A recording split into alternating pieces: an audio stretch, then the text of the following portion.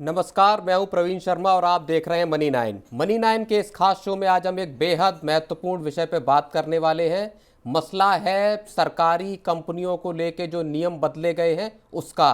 असल में दीपम जो डिपार्टमेंट ऑफ इन्वेस्टमेंट है या डिसइन्वेस्टमेंट की जो पूरी प्रक्रियाएं देखता है, उसने कुछ नियमों को, कुछ गाइडलाइंस को जारी किया है। ये गाइडलाइंस जो सरकारी सेक्टर की जो कंपनियां हैं, जिनके शेयरों में हमने देखा पिछले 1.5-2 साल में ऐसा उछाल आया कि इन्वेस्टर्स की बल्ले बल्ले हो गई, जहां पैसा लगाया वहां पे कमाई हुई, उनसे जुड़े हुए कुछ बेहद महत्वपूर्ण जो उनके नियम हैं उनको बदल दिया है।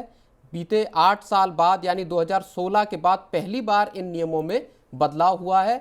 इसमें शेयरों के बायबैक, शेयरों के स्प्लिट, बोनस, डिविडेंड, ये जो 4 महत्वपूर्ण चीज़ें हैं, इनमें सरकार ने बदलाव कर दिए हैं। अब ये बदलाव क्यों किए गए हैं, इसके पीछे सरकार की क्या मंशा है और बतौर इन्वेस्टर आपके ऊपर इसका क्या असर हो सकता है, ये सारी चीज़ें आज हम इस रिपोर्ट में डिस्कस करेंगे। हमारे साथ मौजूद हैं संदीप ग्रोवर, जो मेरे सहयोगी हैं और शेयर को, मार्केट को अच्छी तरह समझते हैं। सर, आपका बहुत बहुत स्वागत है। बहुत धन्यवाद। सबसे पहली बात, जो सबसे पहला सवाल है जो हमारे दर्शकों के लिए, आखिर सरकार ने क्या बदलाव किए हैं जो पब्लिक सेक्टर की अंडरटेकिंग हैं या सरकारी कंपनियां हैं?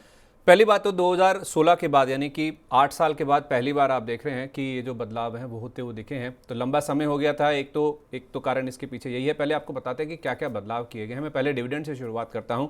डिविडेंड के लिए जो शर्त रखी गई है या फिर जो गाइडलाइंस जारी की गई, जो बदलाव किए गए हैं, उसके मुताबिक आप देखिए मुनाफे का 30%, यानी जितना मुनाफा ये कंपनियां कमाती है उसका 30%, या फिर इनका जो नेटवर्थ है उसका 4%, इन दोनों में से जो भी ज़्यादा होगा वो आपको डिविडेंड के रूप में देना होगा। अब इसमें कुछ ऐसी कंपनियां भी हैं जो कि एनबीएफसी क्षेत्र की हैं, सीपीएससी, एनबीएफसी जिसे हम कहते हैं, उनके लिए केवल मुनाफे का जो 30% है उसका ही नियम लागू होगा। जो नेटवर्थ वाली शर्त है वो इनके लिए लागू नहीं होती। अब पहले क्या नियम था वो भी आप जान लीजिए। 2016 में अगर आप देखेंगे तो नेटवर्थ के 5% के बराबर डिविडेंड देना होता था। तो यहाँ पे जो 1% की कटौती है वो सरकार की ओर से की गई है। अब केवल 4% नेटवर्थ, अगर ये ज़्यादा होगा तो आपको डिविडेंड के रूप में देना होगा, या फिर 30% मुनाफा। तो ये तो बात हो गई डिविडेंड की। थोड़ी सी यहाँ पे ढील दी गई है, नेटवर्थ में कमी की गई है 1% की। बायबैक की जहाँ तक बात है तो बायबैक किसी भी पीएसयू कंपनी का तभी संभव है अगर शेयर का प्राइस, जो उस शेयर की बुक वैल्यू है, उससे 6 महीने तक लगातार नीचे बना रहता है। यानी कि अगर वैल्यू इमर्ज होती है या आपको लगता है कि जो एक वैल्यू है किसी स्टॉक की, इंट्रिंसिक वैल्यू जिसे हम कहते हैं फंडामेंटल एनालिसिस में, उसके नीचे अगर शेयर का भाव रहता है, बुक वैल्यू के नीचे भाव रहता है, तो ही आप शेयर बायबैक कर सकते हैं। साथ ही कंपनी का जो नेटवर्थ है वो 3,000 करोड़ रुपए से ज़्यादा होना चाहिए। 1,500 करोड़ रुपए से ज़्यादा की नकदी, यानी कि कैश और जो बैंक बैलेंस है वो भी कंपनी के पास होना चाहिए। पहले अगर आप देखेंगे तो नेटवर्थ जो था वो 2,000 करोड़ रुपए और नकदी 1,000 करोड़ रुपए। तो 1,000 करोड़ वाली नकदी बढ़ाकर 1,500 करोड़ रुपए कर दी गई और नेटवर्थ का जो नियम था 2,000 करोड़ का, उसे बढ़ाकर 3,000 करोड़ रुपए कर दिया गया है।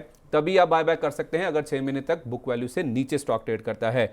बोनस के लिए क्या नियम है? बोनस के लिए जो रिजर्व्स एंड सरप्लस है वो कंपनी का जो पेड अप कैपिटल है उससे 20 गुना के बराबर या उससे ज़्यादा होना चाहिए। पहले ये जो थ्रेशोल्ड था वो 10 गुना था। यानी कि अगर आपका जो रिजर्व्स एंड सरप्लस है वो पेड अप कैपिटल के 10 गुना है तो आप बोनस की जो घोषणा है वो कर सकते हैं। अब इसे सीधे बढ़ाकर 20 गुना कर दिया गया है। आखिर में आता है स्टॉक स्प्लिट, जिसे आप शेयर विभाजन के नाम से भी जानते हैं। ये तब हो पाएगा अगर जो शेयर का प्राइस है वो 6 महीने तक लगातार जो शेयर की फेस वैल्यू हो उससे 150 गुना होता है। तो 2016 में अगर आप देखें तो इसे 50 गुना रखा गया था। अब 50 गुना से सीधे बढ़ाकर 3 गुना 150 गुना कर दिया गया है। प्राइस जो है शेयर का, जो कीमत है, शेयर प्राइस जो भी करंट मार्केट प्राइस होता है, जो भाव होता है, अगर फेस वैल्यू से 150 गुना है तो ही आप स्टॉक स्प्लिट की घोषणा कर सकते हैं। और वो भी अगर आप 1 से 2 जो स्टॉक स्प्लिट होंगी उसके बीच में कम से कम 3 साल का अंतर होना चाहिए। यानी कि अगर 2024 में किसी कंपनी ने स्टॉक स्प्लिट का अनाउंसमेंट कर दिया तो फिर 2027 से पहले कोई भी कंपनी स्टॉक स्प्लिट नहीं कर पाएगी। तो डिविडेंड, बोनस, स्टॉक स्प्लिट और बायबैक, चारों को लेकर जो नियम है उसमें बदलाव किया गया है और 2016 के बाद यानी कि 8 साल बाद पहली बार ये नियम बदले हैं। तो ये जो आप बता रहे हैं कि 2016 के बाद पहली बार बदलाव हुए हैं, 8 साल का लंबा अंतराल गुजर गया है। 2014 में मोदी सरकार आई थी और उसके बाद से फिर अब इसके पीछे टोटल आप अगर देखें तो सरकार की मंशा क्या जान पड़ती है? आखिर सरकारी कंपनियों में सरकार करना क्या चाहती है? देखिए, एक्चुअल जो मंशा है मैं बाद में बताता हूँ। पहले तो 2016 से जैसे मैंने कहा कि नियम नहीं बदले हैं, तो लंबा अरसा हो गया था, तो 8 साल से कोई बदलाव नहीं हुआ था। तो एक तो ज़रूरत थी मार्केट कंडीशन से, मार्केट प्राइजेस से अलाइन करने की ज़रूरत थी, उस चीज़ को अलाइन किया गया है। आप करंट मार्केट प्राइस के हिसाब से या मार्केट की कंडीशंस के हिसाब से जो चीज़ें हैं उनको अलाइन किया गया है। तो लंबा अरसा हो गया था, उस वजह से ये जो कदम है सरकार की ओर से किया गया है। दूसरी बात आप देखेंगे तो शेयर होल्डर्स को रिवॉर्ड करने के लिए जनरली ऐसे डिसीजन लिए जाते हैं। चारों चीज़ें आप देखिए, चाहे dividend, bonus, buyback, stock split, ये सारी चीज़ें ऐसी हैं जो कि शेयर होल्डर्स को रिवॉर्ड करने के लिए कंपनियां यहाँ पे घोषित करती हैं। डिविडेंड का अनाउंसमेंट इसलिए किया जाता है कि एक वही कमाई का जरिया है। अगर कोई लॉन्ग टर्म इन्वेस्टर है जो शेयर नहीं बेचता है, उसके लिए तो एक वही कमाई का जरिया है या वही उसका रिटर्न है। तो उस लिहाज से इन कंपनियों में अगर आप देखेंगे तो सरकार ही आपको सबसे बड़ी जो शेयर होल्डर है वो नजर आएगी। तो उस लिहाज से देखा जाए तो अपने आप को रिवॉर्ड करने के लिए या अपने पास पैसा लाने के लिए सरकार की वजह से देखा जाए तो डायरेक्ट ये मंशा है, क्योंकि 30% अगर मुनाफे का कम से कम आपको डिविडेंड देना ही होगा या फिर 4% नेटवर्थ का, तो जाहिर सी बात है पीएसयू कंपनी अगर अच्छा मुनाफा कमाएंगी, अच्छा करती हैं, तो वो जो डिविडेंड की रकम है वो सरकार के पास ही जाती हुई नजर आ सकती है। तो कुल मिला के देखा जाए, एक तो मार्केट कंडीशंस के साथ अलाइन करने के लिए और दूसरा शेयर होल्डर्स को रिवॉर्ड करने के लिए। शेयर होल्डर वैसे तो सरकार ही सबसे बड़ी, खुद के फायदे के लिए आप कह सकते हैं सरकार ये कदम उठा रही है। तो हाल के वक्त में जो हमने देखा कि मार्केट भी गिरा है और जो सरकारी कंपनियां वो उससे पहले से उनके शेयरों में, चाहे डिफेंस हो या बाकी की गवर्नमेंट सेक्टर की कंपनियां हैं, उनके शेयरों में हमने गिरावट भी देखी है।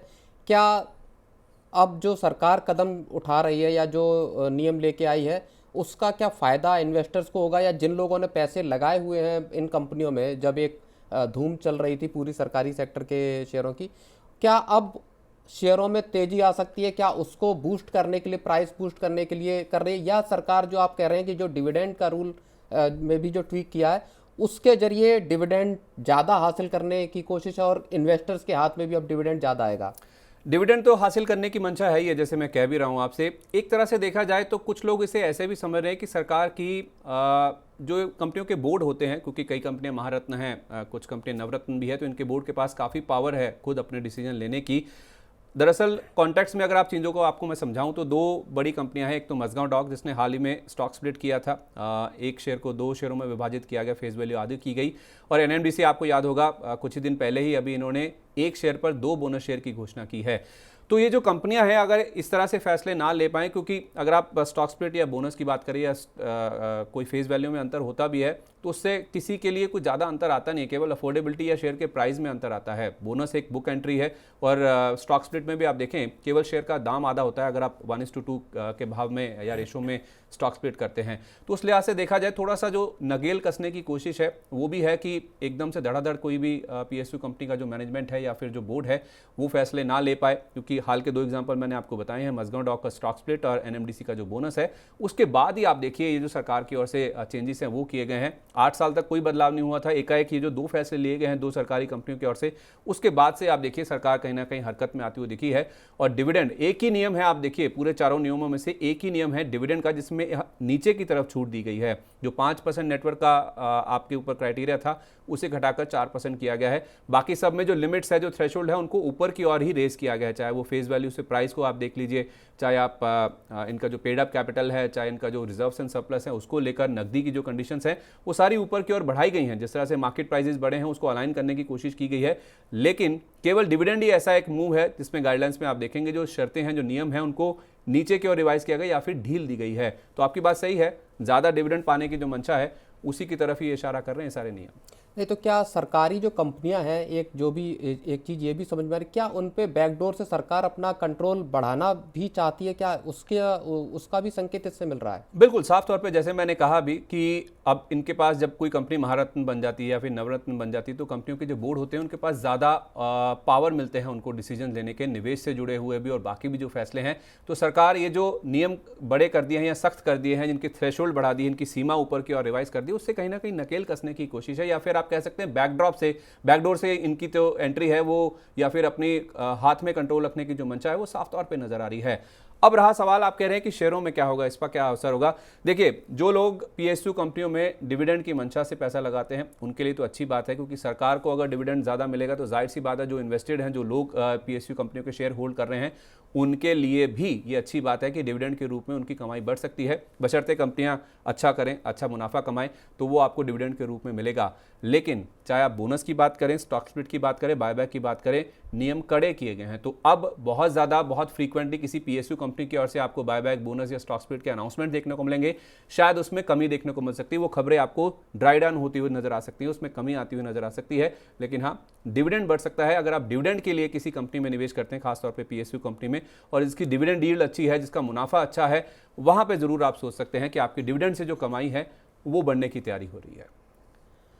तो ये थी एक ऐसे विषय पे चर्चा जहां सरकार ने हाल में अपने नियमों को नई गाइडलाइंस के जरिए जारी किया है। सरकारी कंपनियां जो बड़े पैमाने पे जिन्होंने अच्छे रिटर्न दिए हैं इन्वेस्टर्स को बीते कुछ वर्ष में, वहाँ पे सरकार ने अब कुछ नियमों में बदलाव किया है जो सीधे सीधे शेयर होल्डर्स को, जो आम पब्लिक है, उन पे असर डालते हैं। आपके लिए अच्छी खबर यहाँ ये है कि आपको जो डिविडेंड से कमाई होने वाली है इन कंपनियों में, सरकारी कंपनियों में, उसमें इजाफा हो सकता है जैसी सरकार की मंशा है। लेकिन अंदर खाने सरकार इन कंपनियों पर अपना कंट्रोल भी बढ़ाना चाहती है। इसका एक पहलू ये भी है। इन तमाम जानकारियों को, इस पूरे एनालिसिस को हमारे लिए संदीप जी ने दिया। सर, आपका बहुत बहुत शुक्रिया। और मनी 9 के सभी दर्शकों से दरखास्त है कि वो हमारे शोज देखें।